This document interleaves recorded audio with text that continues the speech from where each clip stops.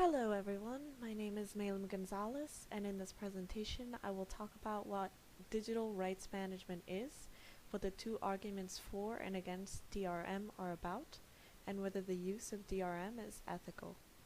In this ethical analysis, the ethical actor being considered is an individual, or in some cases a company, who uses DRM in its products, like Microsoft for example.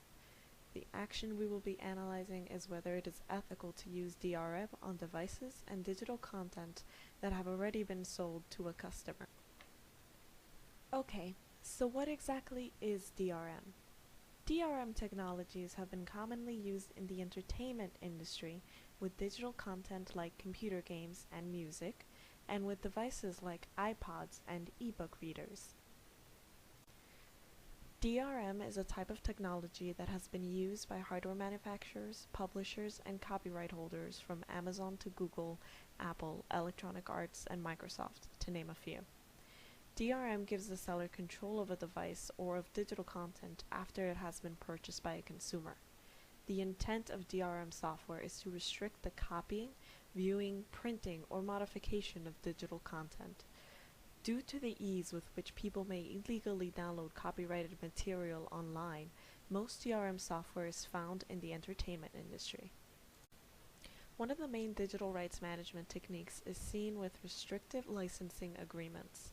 We've all come across these before, and these agreements read something along the lines of, this company grants you a limited, personal, non-exclusive, revocable, non-assignable, and non-transferable license to view, use, and/or play a single copy of this content and download one copy of the content on any single computer for your own personal, non-commercial home use.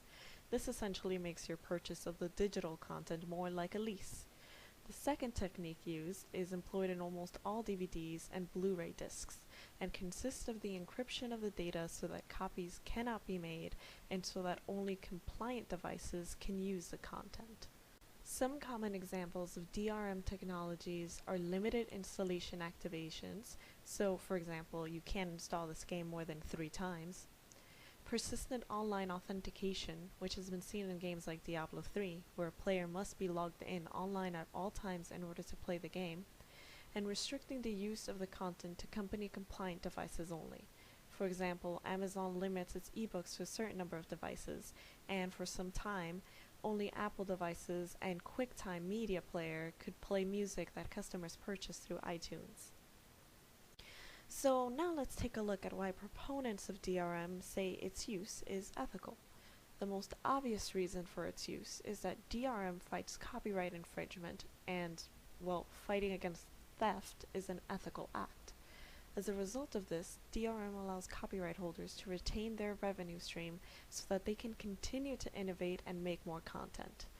More content is better for society as a whole.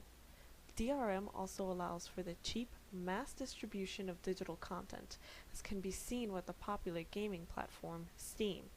Proponents of DRM say that when we view intellectual property as being similar to physical property, then having a lock, in this case DRM software, to prevent the property's theft just makes sense. So why do the opponents of DRM say that its use is unethical? Well, by restricting the number of devices that digital content can run on, and by preventing owners from selling used content, a company would be employing anti-competitive practices. The fact that some companies, like Apple, allowed their content to be purchased DRM-free, but for a higher fee, also suggests that the real purpose of DRM is not always to prevent theft, but just to place an inconvenient barrier that consumers must pay to get around. Additionally, copyright holders that use DRM are restricting the use of their digital content in ways that are beyond the scope of existing copyright laws. For example, making a backup copy and using copyrighted material for research and education all fall under fair use laws, but this would be restricted by DRM software.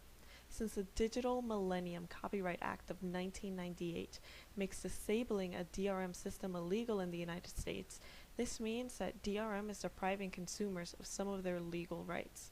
Ironically, while the intent of DRM is to prevent the theft of intellectual property and protect copyright holders' profits, the use of DRM has been shown to increase piracy in some cases, and there's evidence to suggest that removing DRM software will actually increase a company's profits.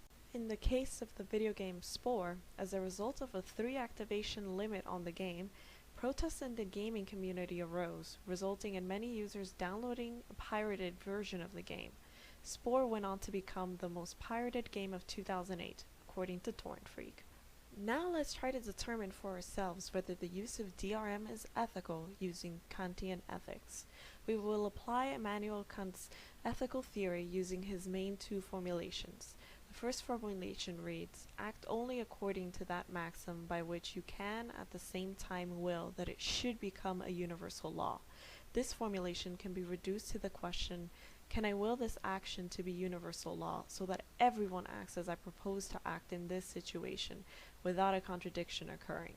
The second formulation reads, act in such a way that you treat humanity, whether in your own person or in the person of another, always at the same time as an end and never simply as a means.